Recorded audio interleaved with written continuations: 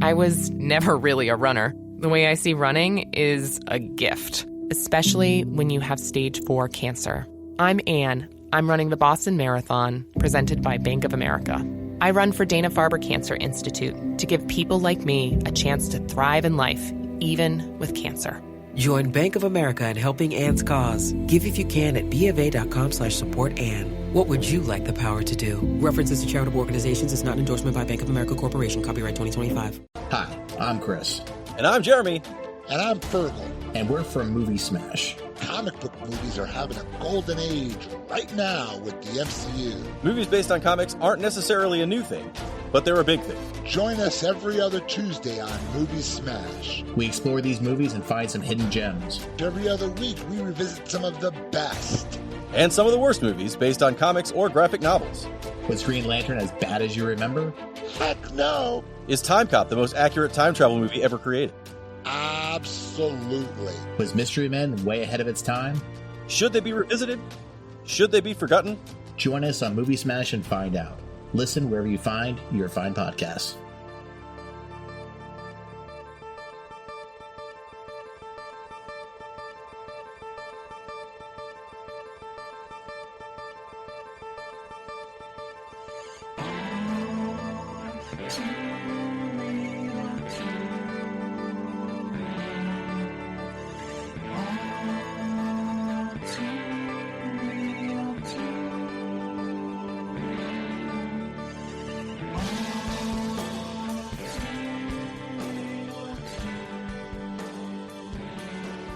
Okay, everybody, welcome to the latest episode of All Too Real 2. My name is Mike Lee Cullen II, and with me, as always, is... Sesame, I'll get drive-through.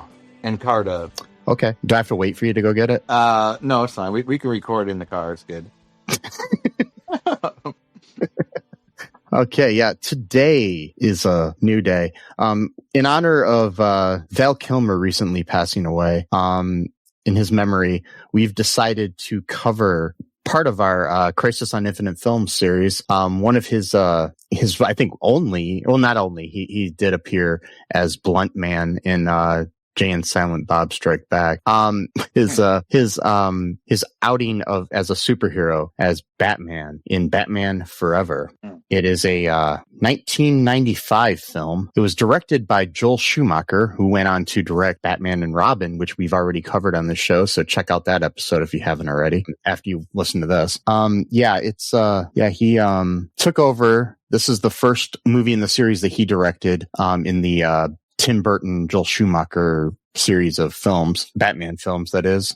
In this movie, Val Kilmer takes over as Batman as well. This was written by Lee Batchelor and Janet Scott Batchelor, a husband and wife writing duo.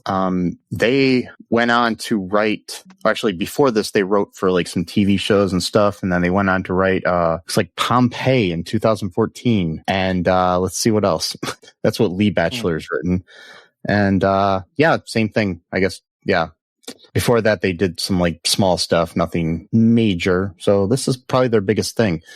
Then we have the movie, as I said. I mean, and it's based on the comics, the comic book characters created by Bob Kane and Bill Finger, who didn't get credit on this, but that's another story for another day, where Bill Finger got fucked over for co-creating Batman for years, because Bob Kane is an asshole.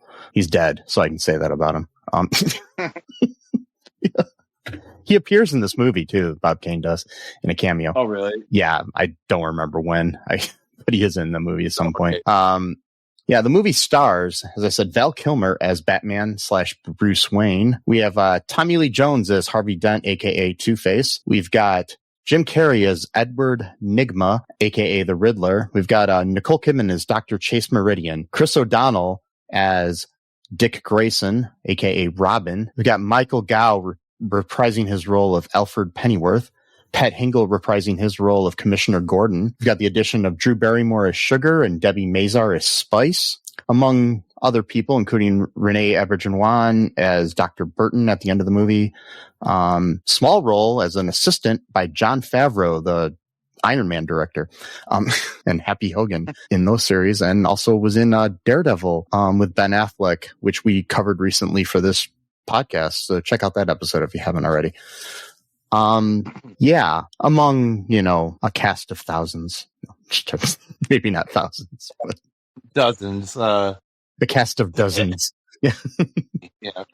Yep. So according to the Internet Movie Database, the log line for this movie is Batman must battle former district attorney Harvey Dent, who is now Two-Face, and Edward Nygma, the Riddler, with help from the amorous psychologist and of an amorous psychologist and a young circus acrobat who becomes his sidekick, Robin. Yeah, we mentioned too that Tommy Lee Jones took over the role of Harvey Dent from Billy D. Williams in the first Batman movie, because when you think Billy D. Williams, you think that somebody that looks and acts just like him. It's Tommy Lee Jones. Yeah. Yes. Yes. There's one major difference.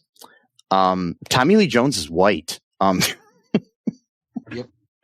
And also another thing too is that prior to this, in Batman Returns, there was a whole storyline with Robin being introduced in that movie, and he was supposed to be played by Marlon Wayans. Okay, well that would have been interesting. Yeah, he was already cast and everything, but then they cut the character from the movie.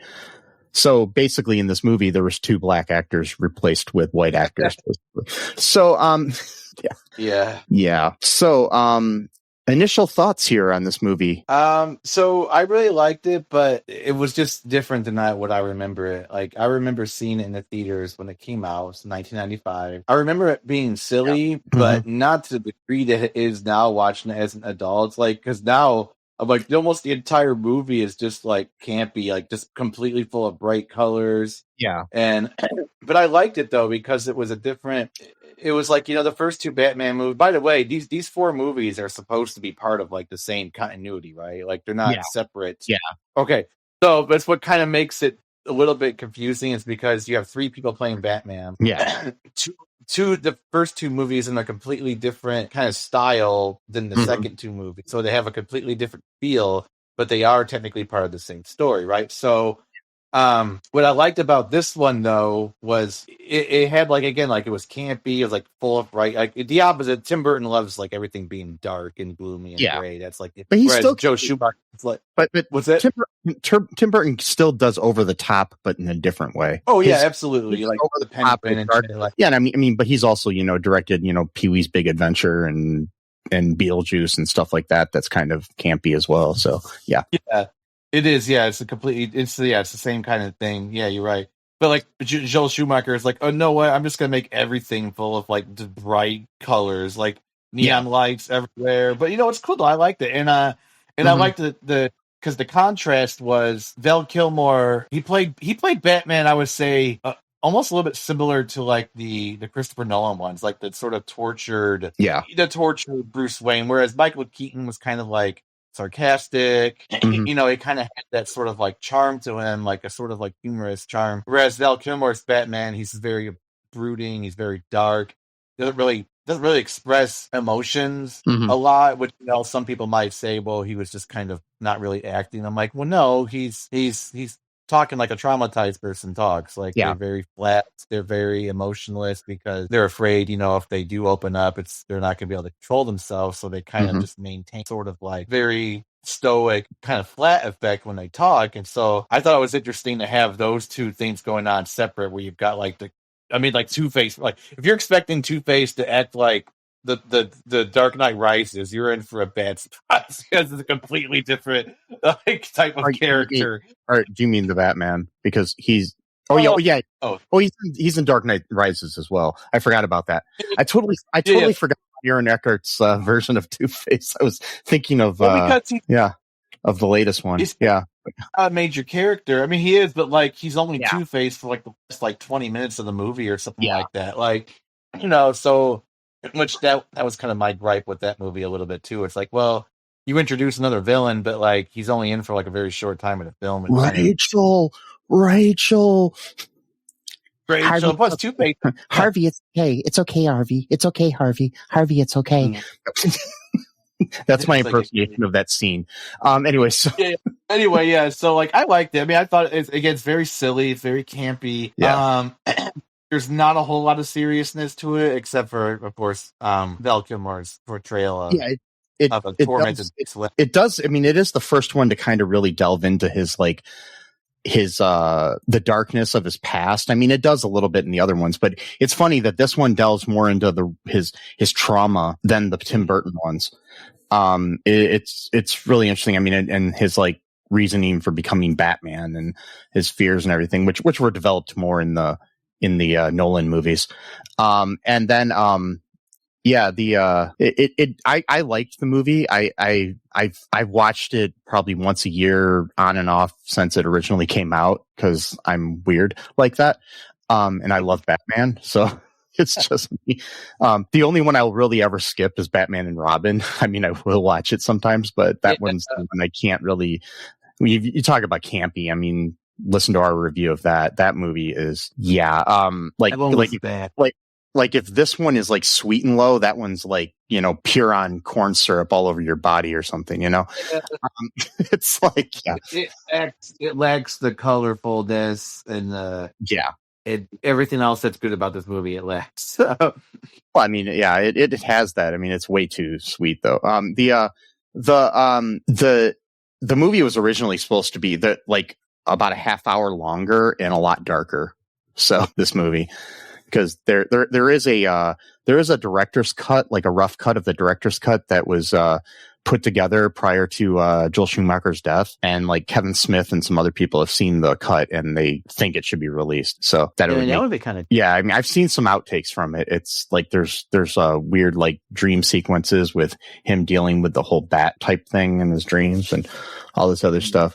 But yeah, there's a lot going on with this movie behind the scenes that contributed to a lot of things. And I mean, Schumacher originally wanted to do Batman Year One and make a prequel to the Batman series, but Warner Brothers insisted on the sequel and wanted it to be more kid friendly because Batman Returns wasn't that kid friendly.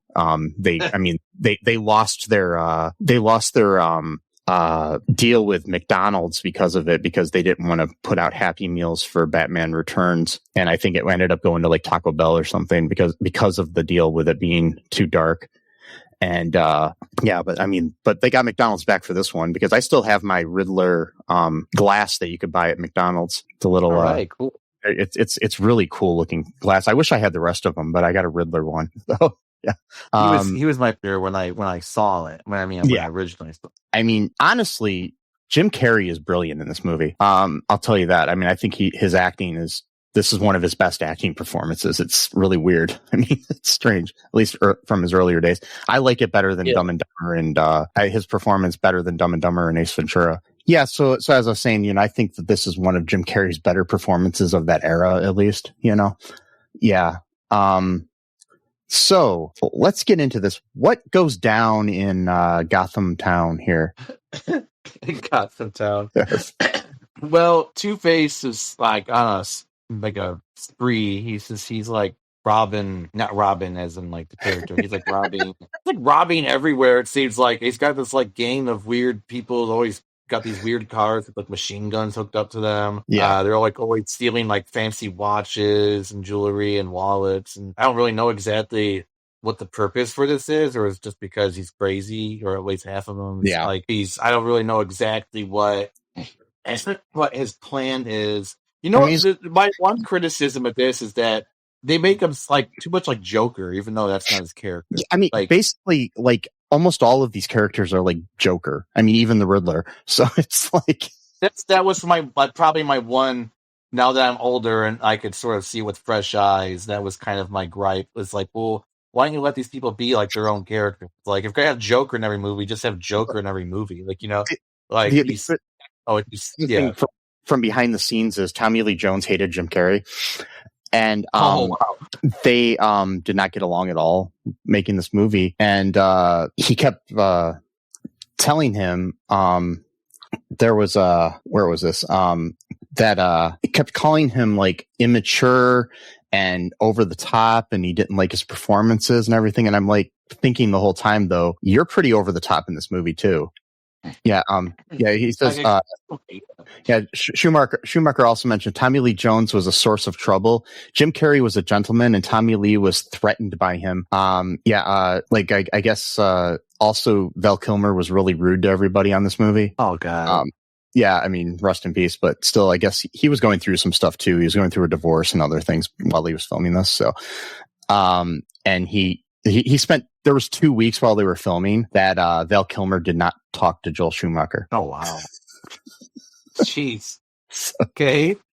Yeah, I don't know what happened or everything, but Carrey said that he acknowledged that Jones was not friendly to him and recounted an incident where Jones told him, "I hate you. I really don't like you. I cannot sanction your buffoonery." God, okay, Jesus Christ. And I guess the same week that I think it was Ace Ventura came out or something, it was like the #1 movie in the country. The movie Cobb, about Ty Cobb starring Tommy Lee Jones, came out, and Jim Carrey is convinced that he didn't like him because Cobb didn't do well at the box office the same week. That's probably it. Yeah, that's probably and what he was holding it against Carrey.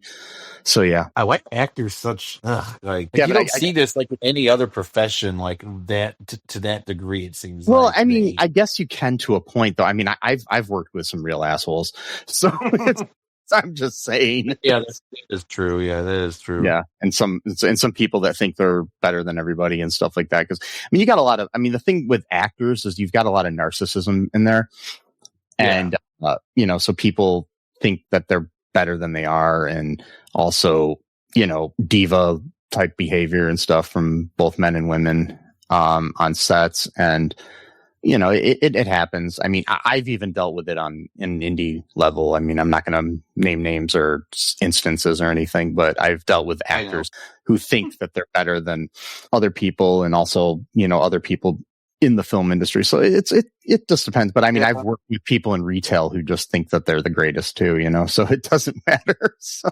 All right. Yeah, no, you're right. Yeah, exactly. I did see Cobb, but I saw it around the same time as like 96. So I was still a kid. So I didn't like it, but then again, I was 12 years old when I watched it. So, I think it's an interesting movie. It's not really a good movie. It's interesting though. So it's just, I've seen it a few times. I mean, it co-starred, Robert Wuhl, who was in the first Batman movie in 1989. So yeah. Right. Yeah, exactly. So like we open up this movie with Harvey Dent. He basically is like robbing this like bank or something. Yeah. And trying to basically decide if he wants to kill this guard or not, and then this he basically trying to use the guard as a lure, like a live, as he calls, live bait to get Batman. And trying to remember exactly what happened here. I just watched the movie and I can't remember the beginning. Oh, it's fine. Yeah. Well, it's because it takes a while probably for the to like fully develop in your mind, like the scenery and stuff. He like pushes him down like this tube kind of thing, and it's like fills it up with acid or something like that, and so Batman has to go and basically save him, like pull him out or whatever. And then like there's like this car chase where where Two-Face has got like these old style cars, but like with machine guns hooked up to them, and they're trying to shoot the Batmobile. Which, by the way, this Batmobile is awesome. I love this. That's like one of my favorite, I think, so far. Yeah, it's so cool in this movie. Like just awesome. And I like this one better. I mean, I do think this one's better in some ways than the Keaton one, and it's also it's definitely better than the Clooney one. So it is. It's just so cool. It's like bright colors. Again, like this movie is so colorful. Like all around, like it's just like bright lights, like neon. Like at one point, people are wearing like face paint and body paint. It's just like. So it's like no wonder why I liked it as a kid. It's so full of color, and it's probably because they were trying to consciously do the exact opposite of Batman Returns. Just like completely go into full color mode. But like, there's like these dumb little jokes that I thought were like the funniest thing when I saw it. Like I remember the crowd like bursting with laughter when Batman's getting suited up for the first time, and Alfred's like, "Perhaps you should have something to eat before you go," and he goes, I'll get drive through. And like everybody thought it was like the funniest, like everyone like cackling, like this is the funniest thing in the entire universe. And now I'm just like chuckle, like, okay, that was kind of cool. Like, just like, but like everyone just went like completely nuts. And then like later on, there's another scene that actually was kind of funny for like, he's like suiting up again, like for like a split second, they just show like zooming on his butt for no reason. Yeah. I mean, I'm not saying anything about this, like, but Joel Schumacher was a known gay man. And it makes me wonder if he was just like, yeah, because I mean, this is the first one to put nipples on the Batsuit too. So they're more, I didn't know, right? They're more prominent in the next movie, but there's like nipples on the Batsuit, and I'm just like, yeah, it doesn't make any sense. It's a suit. You don't need nipples for a suit. Exactly. Whatever. And, you don't need to like shape the entire body for a suit. Okay. The thinking behind it, from what I went on the audio commentaries and stuff, Joel Schumacher was talking about it and saying that he felt like it was kind of like like a marble statue in like Roman times or something like that is what he was trying to convey. And I'm just like, okay, I understand now. Yeah. And so yeah, he saves the guard dude from the acid bath. Which again, acid, that's like another Joker reference, kind of. It's like they're trying to like Well, it's also a Two-Face thing too, because Two-Face's face was figured. Yeah. That's right, yeah, of course. Yeah, because of his never mind. Duh. Then we meet Edward Nygma, who's a researcher at Wayne Enterprises. Get it? Ed Nygma. Get it? How clever that is? Enigma. Yeah. Get it? Yeah, because he's an Enigma, right? Anyways, he's a researcher at Wayne Enterprises. So basically, he works for Bruce, and he's like basically obsessed with Bruce, like to a creepy level. Yeah, you're my idol. Like, okay, calm down, dude. Like, so he goes around, shows him stuff that he's developing at the place or whatever with his boss, who's played by Ed Begley Jr., who we keep running into in different movies. He approaches Bruce. He presents him an invention that can beam television signals directly into the brain. And he wants, Bruce to like love it. He's just like, and Bruce is like basically concerned that, it could be used to manipulate minds. Right. Yeah, exactly. So he's like all offended. Yeah. He's all like pissed off. And so they basically kill the idea. But Eddie boy here isn't going to stop that. And he ends up killing his supervisor, played by Ed Begley Jr. After fucking with his brain and stuff, and makes it look like he committed suicide. So how did he do that? Like, make the cameras look like? I never understood how he was able to do that. What do you mean to make it look like he killed himself? Like, how did he change the camera to make it look like? I don't know. I don't know. He's also able to create a device that can, put beam signals right into your brain too. So I don't know. I mean, they never explained how he changed the camera footage. Like, okay, like, because like the window was already broken, and then like it just whatever. It's fine. It's a movie, but yeah, maybe it's early deep faking. Yeah, it's pretty good for 1995. Early AI. In Batman's world, we don't know what year this is or when this is either, too. So who knows? It's an alternate universe that doesn't exist. So we also had earlier met Chase Meridian, who was who's a psychiatrist she's a criminal psychiatrist who's was hired to like help figure things out about Two-Face or something. They never even really explained much of that either. So, not really. She's like hired by Commissioner Gordon to appear in the movie. Just like to show up a few times, make some weird comments, and then look hot, basically. Yes. I mean, no offense, Nicole Kidman, and she's a great actress. And just saying, like, that was kind of what it was like. I mean, it is interesting that two people joined this movie for interesting reasons. Val Kilmer join the movie without ever reading the script and everything, because when he got the offer, he was in a bat cave at that moment. Wow. Doing research for another movie for Ghost in literally the Dark. Yeah, he was doing some research in a bat cave, and he says, "Yeah, I'll play Batman." And he didn't know who the director was or who wrote the script or anything. And Nicole Kidman chose to do the movie just because she wanted to be able to say that she kissed Batman. Wow. No wonder why this movie is so freaking weird, man. Like, yeah. Her part was originally written for Rene Russo when Michael Keaton was still going to be part of the movie. So, but they decided that Rene Russo was too old to be paired with Val Kilmer. Oh, okay. Yeah. Whatever. Yeah. Anyways, so she's, she's there anyways. She, basically, after Bruce is like rejected Ed, we get Nygma like decides to like redesign and plots revenge against Bruce. Starts saying no. Yeah, for saying no. Yeah. Yeah. People do things like that, like presidents and stuff. Anyway, so like just saying no is like seeing like a great betrayal. Like you don't even have to actually do anything wrong. You just have to say no, thanks. I don't want to do this, and like that's enough to like yeah.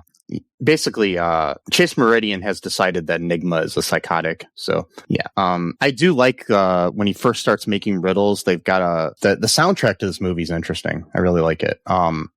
But there's Flaming Lips song that plays when he's starting to do things that I really like. Can't remember the name of the song, but it's a Flaming Lips song. Yeah, I used to listen to the soundtrack. I used to have the soundtrack on cassette when I was a kid for this movie. I was a teen or whatever. Yeah. So Bruce is going to attend this like circus that's coming to town, and he ends up inviting Chase Meridian to go to it. While there, of course, Two-Face hijacks the event. Yeah, as he is wont to do. Yeah, and threatens to detonate a bomb unless Batman reveals his identity. There's this group of acrobats named the Flying Graysons, which includes Dick Grayson, the youngest. Dick ends up manages to throw the bomb in the river, but in the process, Two-Face kills his family. Yep. And then, Bruce Wayne invites this now orphaned Dick to live at his mansion. I know, it's such a weird...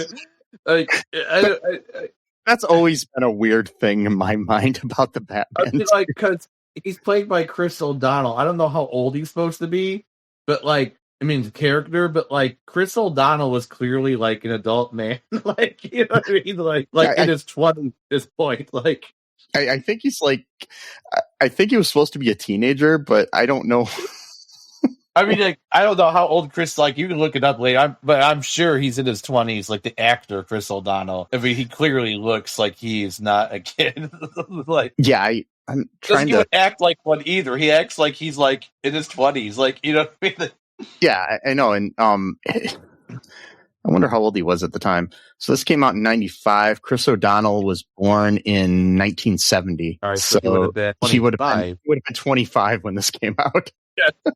Playing like a 16, 17-year-old kid, which is fine. I mean, a lot of movies. I mean, that guy Napoleon Dynamite was like 30, and he was supposed to be in high school. With Napoleon.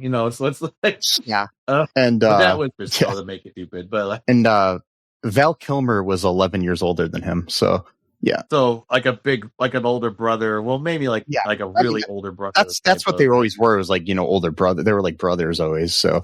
Which is why, like, during the comics code and other things, and like the whole, everybody's got to be assholes and think there's like underlying meaning to things, and people were always saying back in the day on the comics that they wanted to ban Batman because they thought it was about a homosexual couple living together. Oh, like, shut up. Like, whatever.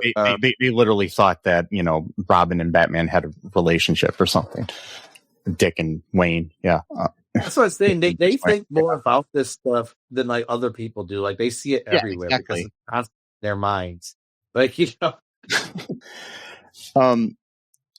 So he takes him in as his ward. And then while he's there, eventually he, I'm kind of fast forwarding through things because this is a long movie.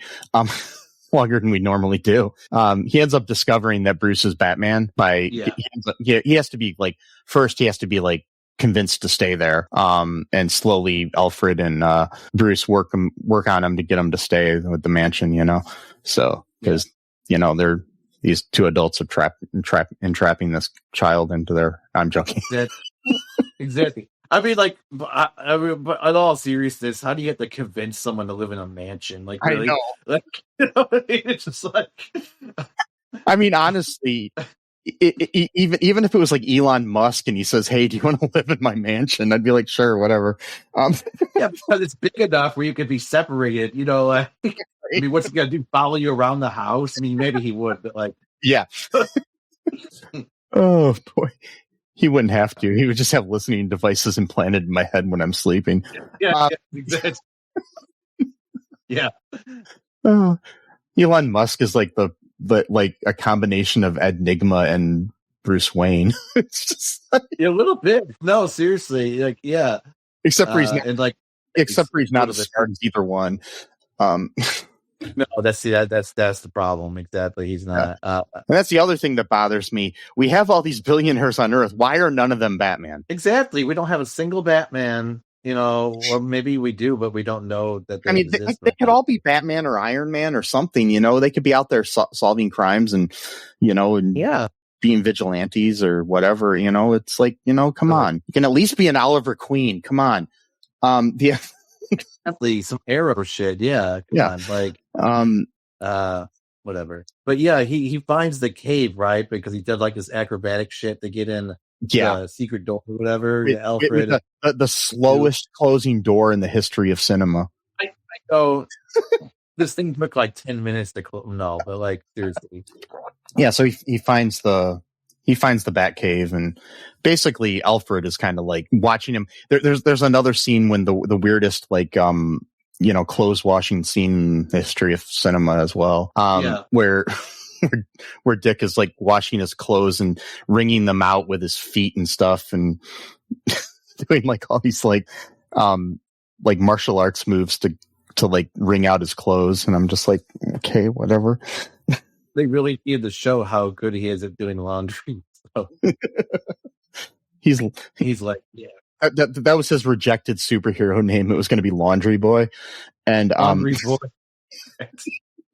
It's Batman. He's really good at Batman and Laundry Boy. Yeah, Batman and Laundry Boy. Yeah, exactly. He was going to get a sponsorship, and it was going to be like Batman and Laundry Boy presented by Tide. Yeah. But he steals the car. But how does he? Because Alfred's there, and he caught him. So did he like punch Alfred and steal the cars? How did he manage to do that? I don't know. They don't show it really. So like Alfred let him take it basically because he's trying to get him to like stay. So he's like, "Oh, go ahead, take the car." Yeah. I mean, that didn't make any sense to me because I'm like, Alfred clearly caught him, and he looks like ashamed of himself, like, "Oh, hi, sorry." He gets he takes the car and he goes off, joyriding, and he runs into like this gang of people wearing, makeup that shows up in blacklight, and yeah, I don't know why, but it's stupid, but it looks cool, so. I mean, I know, like when you're going to like downtown New York or Detroit or something, that's exactly how the gangs look. Well, yeah, because when you're a gang, I mean, it's obvious when you're a gang who's trying to commit crimes, you want to make sure that everyone can see you, right? I mean, isn't that the point? Like, what? Like, you don't want to blend in at all. Oh, you want to have a face paint that glows in the dark, and come on, and have like bats that look like those stupid glow in the dark, sticks that you do at rave parties, but they're like really long sticks. Like you want to make sure you're as colorful and noticeable as possible. Yes. When you're like stealing people, kidnapping people, and hitting them, you want to make sure everyone sees. Yes, they can identify you because of your very distinct clothing choices. Like whenever I go anywhere, I have this like this like sign above my head that says what I'm doing. Like if I'm robbing somebody, it says, "Hi, I'm robbing you." This big like bright neon sign above my head. I mean, you know what's up then. Like you know how to do it. Like next time you rob a bank, next time you I'm sorry, you never have robbed a bank. As far- Allegedly. As far as Next everybody time you knows. rob a bank, make sure you wear neon paint all over your body and your clothes. Have the sign that you just mentioned, says, "Hello, I'm robbing the bank." But you know what? Then don't rob the bank. Just walk away right after you come in. Really. You also have to have like one of those "Hello, my name is" tags on, so that's very prominent, so everybody knows who you are. Yes, and then you randomly drop copies of your driver's license everywhere too. like in that movie, he collects it so that Dan Aykroyd's character could pick him up and then know where you live, and then from nothing but trouble. What I love about this though is like how immediately they knew he wasn't Batman just because of how he was acting. So like, you're not Batman. Batman has better sense. They just knew the second they saw him, like, who the fuck are you? So there's this whole like little love story going on with Chase and Bruce as well. Like, and that's when he finds out that the car was taken, so he's got to leave. And then he comes in as Batman and saves the day. There's also like, okay, so Dick basically rescues this girl at one point, but then it stops and everything. A girl played by Rebecca Budig, who's a soap actress who I used to have a crush on. Anyways, so she was on All My Children, General Hospital, and I think Young and the Restless and other things. So so she Bruce comes and saves the day, gets Dick out of trouble, and that probably didn't help things too in the whole gay theory when you name one of the guys Dick.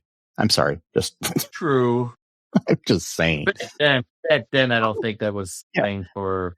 I've never understood anybody that chooses the nickname Dick when their name's Richard, when you could go with Rick or Rich. Yeah. I used to have an uncle named Dick. So, and I say that clearly. I used to have an uncle named Dick. He's still alive, but I used to have an uncle named Dick. Who lives up? That's a weird thing. Because how does that become a nickname when it's like Rick, D, like Matthew, Matt? Like it's still this. Like it's not like my nickname's not Dance from Matthew. Yeah. You know what I mean? Like it's like, it's the same thing with like. I mean, I think it has to do with like some weird. I've read something about the etymology of these things, but it's also like Bob for Robert. Yeah, exactly. Or like Peg is short for Margaret. Is it? I thought it was for Peggy. No. Peggy or Peg is short for Margaret. Oh, okay. I did not know that. Yeah, right. Don't know how. But okay. So anywho. Sorry, we went up. Join us next time for all two etymology. And throughout this thing, Dick like demands that he joins as a partner fighting crime, but Bruce doesn't want that. He's like, you've got the choice to do something different, and he doesn't want him to, he sees the anger in that, the fact that Dick wants to kill Harvey Dent, so it's just like, for killing his family. Right. Yeah, exactly. So in this process, the Riddler Ed Nygma becomes the Riddler because he comes up with some different names at first, and then he chooses the Riddler, which made sense. One of the names that he thought about was the Puzzler, which is an actual villain in DC Comics. So, really? Okay, interesting. Yeah, the Puzzler is more known in the comics as a Superman villain, but he's very similar. Oh, okay. Similar to the Riddler. There was a time on the Batman 66 TV series with Adam West where they couldn't get, I think, Frank Gorshin to play the Riddler in an episode, so they just rewrote it with the Puzzler. Oh, wow. And then there was other times where they couldn't get Frank Gorshin, and then he was played by John Astin just randomly. Like, he was just a different actor. We've got the he becomes the Riddler. He ends up deciding to team up with Two-Face. So they just go off and commit a series of robberies to finance this new company that Nygma wants to create. So he wants to do this insanely experimental, way ahead of its time. I mean, we're probably going to be going into that eventually at some point, unfortunately. Like, I mean, maybe not a weird way of like the green light or anything like that, but like, Elon Musk was already, trying to put bolts through people's heads. So like, his device, dubbed the brainwave device, dubbed the box, is basically like Neuralink. in a way. So yeah. It's very similar, which is like scary. This was 30 years ago when this came out, and he and Two-Face are just kind of like my only issue. So like with Two-Face or Harvey Dent, so like the whole point of Two-Face, right, is that it's like opposite sides of his personality, right? Like you got like, because like Sugar and Spice are like his sort of like his companions, kind of like the angel and the devil on each side of your head type of situation. So Sugar is like very refined, like she prepares like this really nice like fancy dinner for her.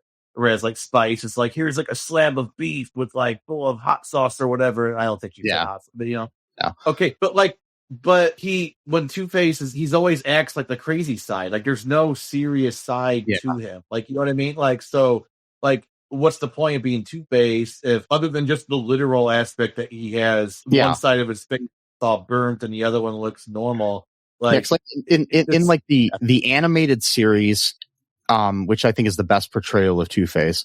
He's kind of has a dual personality in a way, and I think it's better when it's played that way. You know what I mean, we probably would have got more of that with in the Dark. It was the Dark Knight, not the Dark Knight Rises, that Two-Face appeared in that series.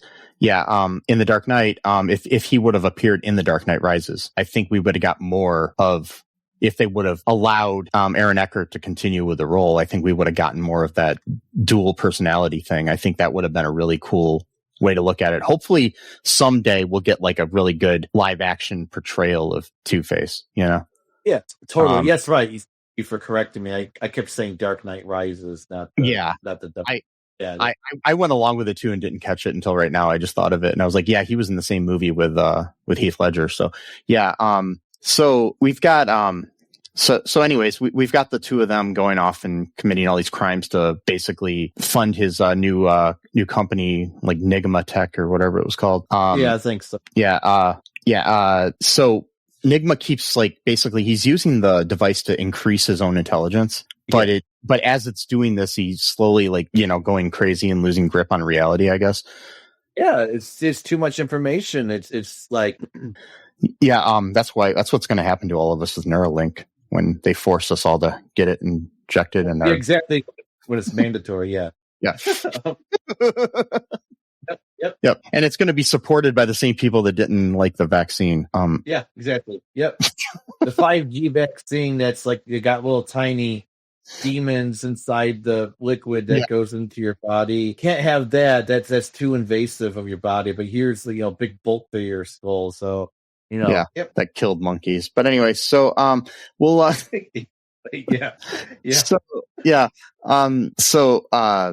anyways, there's this like big party that Nygma's new company is like mass producing his device, and he's showing people like what it does and how it you can like basically have this like hologram in your brain, like, oh, I'm on a Hawaiian island or something, you know?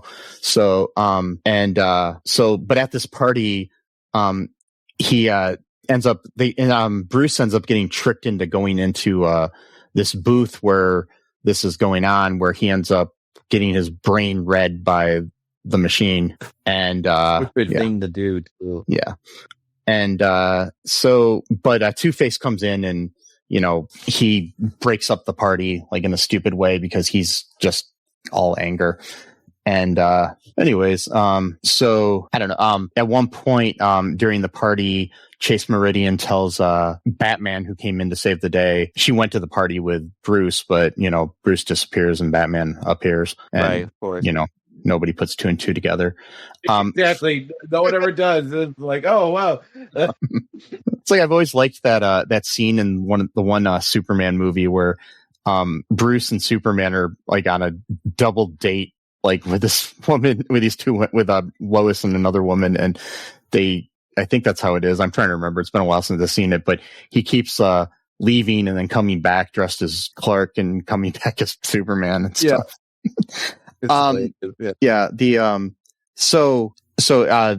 Anyways, Batman, or Chase tells Batman to meet her at this, at her balcony at this certain point or whatever, the midnight or whatever. And so he shows up and she realizes that, after she kisses him, she's like, I don't love you. I love someone else, and it's Bruce, because Batman realizes it, and then he gives the funniest little smile. I know, it's so creepy, but it's funny at the same time. Yeah. He's like, yeah. I tricked psychiatrists into loving me. Who's the manipulator now? You know? It's me. It's me. Oh God! The real villain of this movie is Batman. I manipulated her. Yeah. So eventually he ends up revealing in a date on Halloween night. He reveals to Chase that he's Batman. So, that'd be kind of conflicting. It's like, I really like this Bruce guy, but I don't really like Batman anymore. But wait, but now you're the same guy? Shit. That means it's like I do, Like, it's like we're starting off this relationship on a lie. Like, what's going on? Oh, it's a very complicated start to a very unhealthy, dysfunctional relationship. And obviously it worked out well, because we see her again in the next movie. Oh wait, we don't. Exactly. We don't see her at all. We see instead we see Alyssa Silverstone in the next movie. Alicia Silverstone is, but she's not the love interest. She's no. I'm just saying. She's Robin's love interest. Yeah. So we don't know what happened. So that night, though, that Halloween night, the Riddler and Two-Face had read Bruce's brain and and realized that he is Batman. So they break into Wayne Manor and come in and beat up Alfred, and then beat up Bruce and take Chase. Not like the phrase where people say they took Chase, like where they went running. No, not that. No, they actually literally took Chase. So they did run, though. They were running. Yeah. They took Chase and took Chase. Yes, exactly. So yes. Yeah. This double. Yeah. Yes. And then they destroy the Batcave and like the Batmobile and stuff. And so Bruce recovers the next day, and he decides he needs to go fight them off and get Chase back. And Robin shows up, or Dick shows up, and says, I'll be your partner and best friend and partner. Let's go, let's go trade baseball cards and share bubblegum and stuff, Anyway, so yeah. I don't know what best friends do. So let's go start a podcast. That's what they decided right after that. Yeah. And for 7 years, seriously, we're probably one of the longest running podcasts in the world right now. Like, I'm being serious. Like, that one guy we interviewed, or who interviewed us from Waco, Texas, said something like 95% of the podcast went after 7 episodes or something like that. So we're so we're in the top 5%. We're probably in the top 3% of that 5% or something. Yeah, I mean, honestly, we're nowhere near Joe Rogan or Mark Maron. No, not. But but yeah, we're better than Joe Rogan's podcast, though. Well, yeah, because we only give you the best advice, even though we talked about bad advice in an episode and got our episode on YouTube for some reason. Exactly. So anywho, they go to the Riddler's new lair on an island, and they're there, and Robin defeats Two-Face, but chooses to spare him because he realizes, I gotta do the right thing, like Spike Lee would say. And and they the other day, actually, on movie. Yeah, it's a great movie. But Two-Face captures him at gunpoint. Then the Riddler reveals his final riddle, and it's dealing with Chase and Robin are both in these in these tubes above this water where they're going to fall into it and die. But he basically reveals that there's two sides to Batman's personality are trapped in the tubes above his, he can only save one. He can only save his, love, or his, his humanity, or his partner. But he ends up deceiving them, throws a batarang up at the mind enabling the box thing or whatever, and he fucks that up and then fucks up the Riddler's brain. He ends up rescuing both of them as they fall to the floor. And I guess the floor is like an optical illusion or something. I was just like, I didn't understand that. Yeah, I didn't either. I was confused. But then Two-Face, corners them and flips his coin to decide their fate. But Batman throws a bunch of identical coins in the air. So brilliant strategy. Yeah. And then Two-Face falls to his death. So. Can you imagine doing that if like someone's like about to kill you and they're like, let me flip a coin, you throw a bunch of coins, they're like, no, instead of just shooting you, they're like trying to find the coin. You tricked me. Because I realized that was his Achilles heel, basically. So true, yeah, true. Yeah, and so they then good old Eddie is committed to Arkham Asylum, which is shown for the first time in live action in this movie. Oh, really? Interesting. Yeah. Okay. And then Chase is brought to the asylum because supposedly Ed is going to reveal who Batman really is, and he comes out and says, "I'm Batman," right? Because his brain is so fried. Yeah. And then we end the movie with a silhouette of Batman and Robin going off to fight crime. Yeah, and then we get some cool music, and then they go into Kiss from a Rose by Seal. Mm-hmm. What I love about that is how much of a hit that song was, and like they even made like the music video of like Batman's theme, and like the song literally only played for like 20 seconds in the movie. Like one, with like they acted like it was like such a pivotal part of the movie. Like, yeah, I mean that Flaming Lips song was in there more. It was. No, yeah. I wish I could remember the name of that Flaming Lips song. Yeah, me too. I can't think of it right now. Yeah. But yeah, any other thoughts here on this movie? No, not really. Yeah, that song was called I just got to look that up now before you get too far. Bad Days. Oh, okay. Yeah. So look up that song. It's a good song, people. Bad Days by Flaming Lips. And the Flaming Lips are a good band regardless of anything. They're very unique and I like them. What about any trivia? Or I guess you already said some trivia.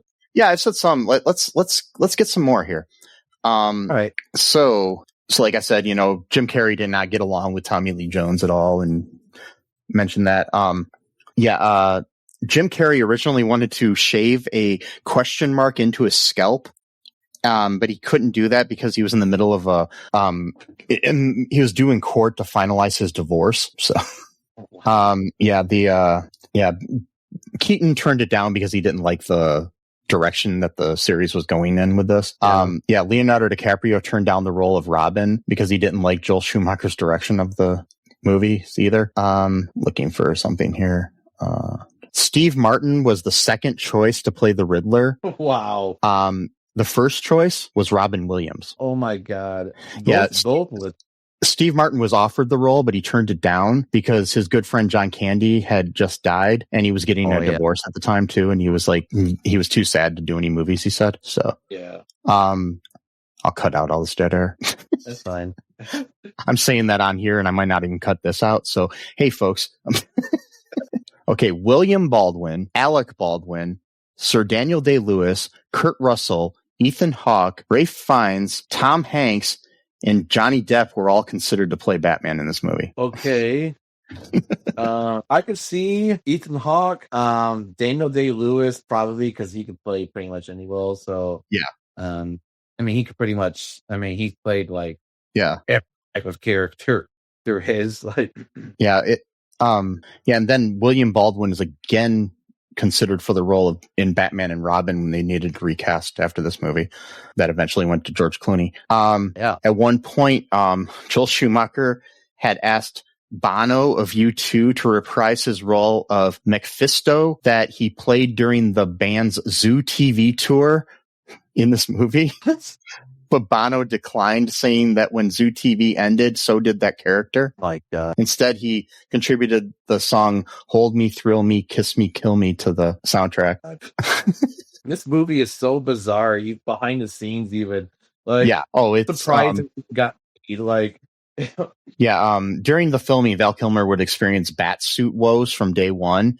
He couldn't hear what anyone was saying due to the rubber cowl covering his ears, and the suit, which weighed over 100 pounds, dramatically restricted his movement. In the documentary Val, the actor noted, whatever boyish excitement I had going in was crushed by the reality of the bat suit. Being isolated in that way, no doubt contributed to the actor's reputation as being difficult to work with. But he was at least gracious enough to stick around during filming one day to greet billionaire Warren Buffett, who brought his grandkids to set.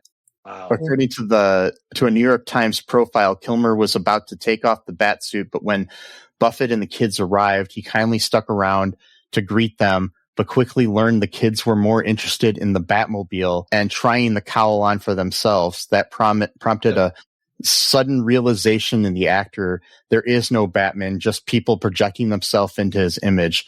As he told the Times, that's why it's so easy to have 5 or 6 Batmans. It's not about Batman. There is no Batman. Wow. That's so bleak. Before Chris O'Donnell was ultimately cast, Mark Wahlberg, Leonardo DiCaprio, Matt Damon, Jude Law, Ewan McGregor, Corey Haim, Corey Feldman, Toby Stevens, Scott Speedman, Alan Cumming were all considered for the role of Robin. There was a rumor that Christian Bale was considered, but Christian Bale said, I never auditioned for that movie. I would never play Robin. Wow. So, Joel Schumacher disliked the idea of Billy D. Williams, of having Billy D. Williams play Two-Face so much, he decided to pay his acting fee in full as required by his pay-or-play contract for any possible sequel featuring the character Two-Face. Like Val Kilmer's Batman should be considered the same character that appeared in Batman despite the recast. So it's supposed to be the same character. Somehow he I don't know, I guess he had a really large case of vitiligo and his skin turned white, I guess. I don't know what. Yeah. Sandra Bullock and Cindy Crawford were both considered for Chase Meridian. Jenny McCarthy Wahlberg turned down the role of Sugar that Drew Barrymore ended up playing. Because she was probably off spreading bad information about vaccines giving kids autism or something. So she had to take a break, to do that. Yeah. Oh boy. That's probably good on, there's tons of trivia about this. I recommend there's documentaries about the making of this movie and everything. There's so much into the making of this movie alone, let alone the whole Batman series. Here's another one. Matt Damon auditioned for the role of Robin. His best friend Ben Affleck reputedly auditioned for the same role when it was still part of Batman 1989 script. I mean, he would later play Batman 21 years later in Batman vs. Superman: Dawn of Justice. So Anyways, any other final thoughts here on this before we wrap things up? No, not really. Yep. Okay, so I don't have anything else to really say. Besides, go to all2real2.com and check out our website. You can find links to the show. You can find links to our social media. You can also find links to our TeePublic and our Patreon. Good ways to support the show. We got a lot of little tiers there on the Patreon. Please join Patreon. You can join for as little as $1 a month, help out the show, help keep us on the air, so we can give you 7 more years of our great insight into the world of pop culture, because we have the best insight. Mm-hmm. Even when our eyes are closed, we have the best insight. Yeah. I don't know what that meant. Our sight is going inward because our eyes are closed. So yes, I record every episode with my eyes closed. I'm lying. Anyways, so I wouldn't be able to read things like the trivia when I. Yeah, wait a minute. I was like, wait, you got Braille? Like, what the fuck? I have a Braille computer. The screen just shows Braille. I don't know. Anyways, so there is that movie. What's that movie where Val Kilmer plays a blind guy? At First Sight. That's it. Okay. Yep. Yeah, he plays a blind guy in that. It's a good movie. I really liked that movie. Came out in 99. Anywho, check that out too. Check out everything. Everything. Watch every movie and TV show ever made. Listen to every song ever made. Go to every museum in the world. Watch every baseball game ever. Well, that's a lot. If you probably want to check Val Kilmer more, he was in Top Gun. He's known for that. But there's a movie I like a lot from the 80s called Real Genius. I think it's hilarious. That one's a classic. But yeah, that's another one you might want to check out. Also check out Top Secret. That's a 1984 movie. That's pretty good. Okay. There's Willow. Oh yeah. The Doors. Right. Yeah, that's right. The Doors, of course. Yes. Heat, which he shot at the same time as this movie. He was shooting both of the movies at the same time. There's always the movie that I want to cover for a future episode that is a really messed up movie that has an interesting story behind itself and behind the scenes. The Island of Dr. Moreau. That's right. Yeah. What in I don't know if this is the same. It might not be the same actor at all. The one where he played like a porn star. He played John Holmes in a movie. Yeah.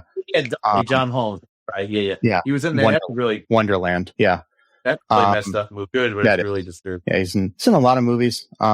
Sadly, he's no longer with us. He had some health issues towards the end of his life. Of course, there's Tombstone from back in the day too. That's right. A lot. It's weird, man. He kind of like fell off. Like people like it's just sad almost because like he was in like so many good movies, and it's like I don't know. It just seems like people like just like forgot about that back or something. Like I don't know. Yeah, I mean, unfortunately, he had the health issues. He was he had lost his voice towards the end.